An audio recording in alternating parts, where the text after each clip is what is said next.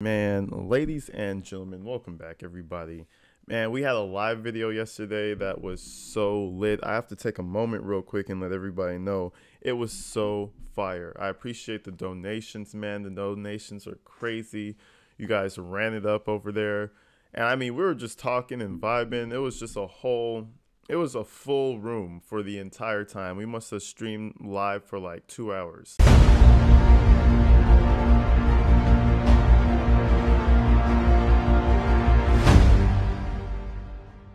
But for all the people who missed it, I'm gonna stream live for sure on my days off now. So that's Monday, Tuesday.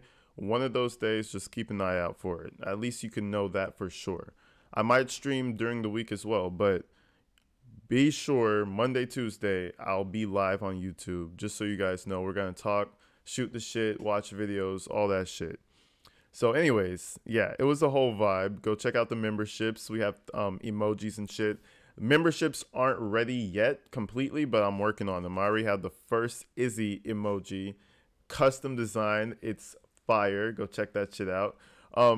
Anyways, without further ado, we got, who do you think we got? We got some Darrell Brooks in this thing. We have the detective who summarized the speed of his vehicle while he was at the parade. Now, it's going to be a lot of I object, I assume, because Brooks is going to say on one hand that obviously he wasn't speeding. That's what his claim to everything.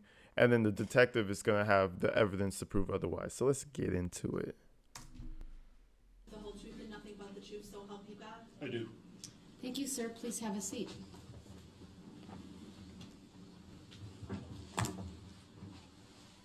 First thing I will have you do is to state your first and last names for the record and spell each. Michael Carpenter, first name spelled Michael, last name spelled Carpenter. We have another Carpenter. If you guys don't, if you guys remember, there was, who was it? Something else Carpenter, but he was the interrogating investigator. So shit. Wonder if they're related. Thank you. Go ahead. Thank you. Detective, what do you do for a living? I'm a detective with the City of Waukesha Police Department. How long have you been a detective? I've been a detective for approximately 12 years. How long total in service with the Waukesha Police Department? Approximately 20 years. And is that your first job, Waukesha Police Department? I worked a brief stint for about 6 months each at the Town of Brookfield Police Department part-time and the Town of Merton Lake Patrol part-time before moving on to the City of Waukesha. Oh, so he is a career cop. You know how they say he's a career criminal? This is a career cop. All he know is law enforcement. He's been shooting a gun since he was 13 years old, probably 12 years old, maybe even 10 years old. Shit, I was shooting a gun from super young. But yeah, damn, that guy is, all he knows is law enforcement, baby. So when he tells you something, best believe it's going to be right or very close to the truth. What is your current assignment as a detective? I'm in the computer forensics unit. What type of things do you do in that unit? Analyze digital data, digital video recorders, cell phones, regular computers, pretty much anything that can hold digital media. Okay. Did you conduct a speed analysis in this case? Yes, I did. Can you walk us through when you set out to conduct a speed analysis? First of all, what is it, and how do you go about conducting that analysis? Basically, throughout reviewing video for this incident, we wanted to determine if there was a way to get an accurate speed from the red SUV.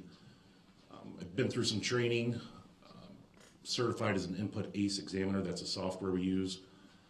And we determined that there were cameras that existed along the parade route on West Main Street that may have held useful information. Specifically, we were looking for surveillance video that was still in its native proprietary format that would still hold that metadata that would let us conduct a speed analysis. So basically, you know, he's doing his nerd talk, but basically there's certain cameras, if you're able to retrieve that footage, you're able to analyze how fast the car is going.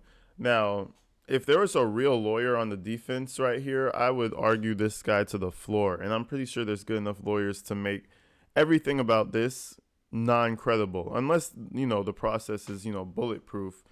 But it's already seeming to me that, you know, speed analysis through video, you're already talking about making sure that the footage is in native format. Like, what happens if it's not? Is it inaccurate? Like, you know what I mean? I'm sure Brooks is going to try to say something along those lines, but he's going to fail miserably. So you could just take the detective's word for it. I did locate Bosco Social Club, which is a bar located at 260 West Main Street in the city of Waukesha, that had a proprietary format that I believe that let us do that analysis. How many cameras were affixed to the Bosco's storefront? There were two, one on the southwest side of the building and one on the southeast, at least that we used. I believe they also have video inside and towards the rear of the establishment, but we were concerned with the cameras facing West Main Street. So once you get the surveillance video, what do you do with it? I viewed the video to determine if it would be suitable. The video was, in my opinion, pretty high quality. I could see the vehicle clearly traveling westbound on West Main Street, so we believe that we'd be able to explore that further and try to conduct the analysis from that. Objection, speculative. I don't consent to be called using that car. I'm surprised Brooks is so quiet. He's just there listening attentively, man. He must have some questions for your boy. The next step was we had to determine what an accurate frame rate was for the camera. Most surveillance systems have what's called a variable frame rate.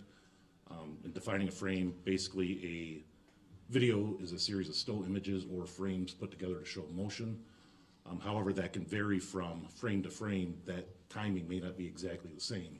When you see those like shitty surveillance cameras and I guess they're trying to save on storage, you're going to see the person walk to the counter of the, the convenience store, but he's going to be lagged out. He's going to be walking over to the, the variable frame rate. That's what he's talking about. So they needed footage. I think that's what he meant by saying like he needed it in its native format.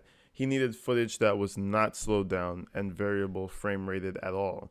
I know I didn't say that right, but that's what's going on because a lot of security cameras do that shit. We went down to Bosco's and placed a device in front of each camera called a VFR light board that's supplied and calibrated by the company Input Ace. We placed it in front of each camera, and that board's got a series of flashing lights that have timing in them. Recorded a video of that board from each camera and then returned to my forensic lab and placed that into the Input Ace software, and we were able to calculate the timing more accurately between each frame, so we had a more scientific approach to it. And what did you do with that information? Once I had that information, let me back up. Prior to having that information, I had also asked Specialist Plata of our Criminal Evidence Forensics Unit, our traditional forensics, to respond to the area of Bosco's and use the department's, it's called FARO, F-A-R-O, their 3D laser crime scene mapping device. They mapped various points in front of Bosco's, and we were able to basically find the orientation and the position that the eastbound camera was facing. And then once that was done, we could take a screenshot of that 3D scan, which measures, my understanding is, millions of points. Once I had that done, I was able to bring that into Input Ace software to begin the overlay process where I could overlay the images on top of each other. So we brought the screenshot of the 3D scan in, brought a partial video in of the red SUV traveling westbound, and began to compare points from the 3D scan and the video, and began to plot those points. For instance, intersecting crack in the sidewalk. If I could see it in the 3D scan, I would plot that point and then match it up in the video. Did that over a number of points, and then that enables us to lay the video identically on top of the 3D scan. Oh, shit. These guys are smart. Okay, so it's a big-ass process, but they're basically recreating the crime scene with lasers, like those little street lasers. That's what I'm understanding from this, right? So what he's basically saying is that they'll recreate the entire area like holographically basically, and then they'll match it up to the video to where the video's playing on like the holographic like recreated scene, and therefore how long it takes for the car to get to that point, and from that point to the other point you can measure the speed. That's just math, but now they have something to work with. That shit is crazy. So take back what I said. I thought it was going to be inaccurate of some sort, but like honestly, if they did their process properly, there's no way it could be wrong. It would just be accurate because those little street lasers, we already did it in another video. The ones that the construction workers they use to like map out the streets and all that shit. Those things are super accurate, like next level accurate, like past human understanding accurate. So they use the same type of devices in crime scenes. What I'm understanding from this is they recreated the entire area with the laser device that kind of like maps things out. Yeah, it's going to be accurate, and they're going to get the accurate speed. And you don't even have to wonder if it's correct or not. Like, that's how fast it was going. It's just math at the end of the day. Once that was complete, then that's where we started bringing in the light board video to find out the timing, to find out how many milliseconds or seconds passed in this instance. See how many seconds until the car got there, how many seconds until the car got here, how fast did it accelerate. In this particular video, I was concerned with frames 35 through 60 of that vehicle traveling westbound. Once I obtained the timing from the VFR light board, I determined that with the assistance of the software that the average was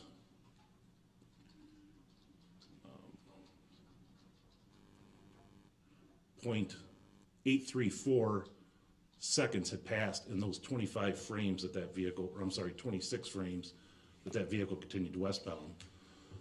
What that does, it then gives me a low end and a high end that I can use for a margin of error. So it said the longest time it would take for the vehicle to travel westbound through those 26 frames would be 0.838 seconds, and the quickest time that it could pass through those 26 frames would be 0.830 seconds.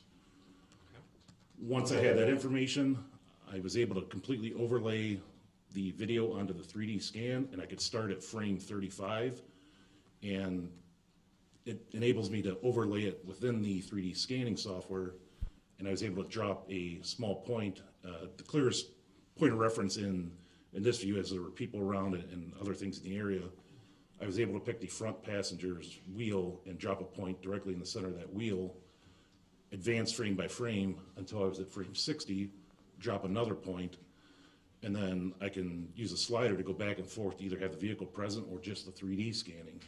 Once I had just the 3D scanning, then I could take and measure the distance from that first point in frame 35 to the last point in frame 60. And then I was able to calculate that, I was able to input that in with the different measurements of 0.838 seconds and the 0.830. When I did that within the software, it told me that the distance was 12.7477 meters. When I converted that to feet, I believe it was 8. He's doing the math, baby. He's doing the math. He's breaking that shit down. Watch him get the exact speed this dude was going. Because now he has the time frame of which he got from one point to the other point. You know what I mean? That's a variable speed now. Now he can, yeah, shit. I'm not the best mathematician, but I know you can do something with that. 41.8231 feet.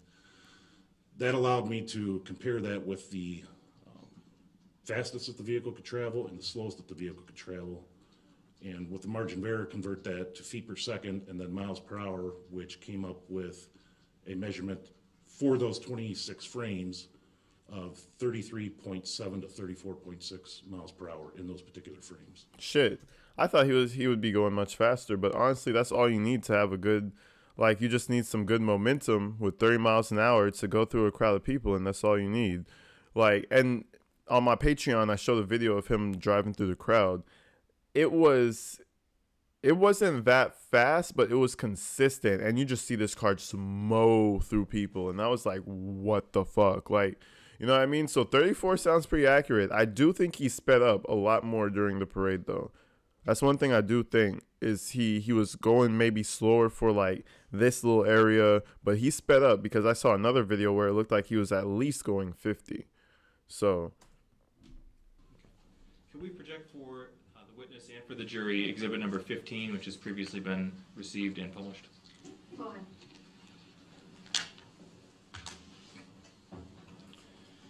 my boy Darrell with his devil horns. It's so bad. If you, like I said, if you look at his hairline right now, look at his beard, all the way up to his sideburns to the top of the middle of his head.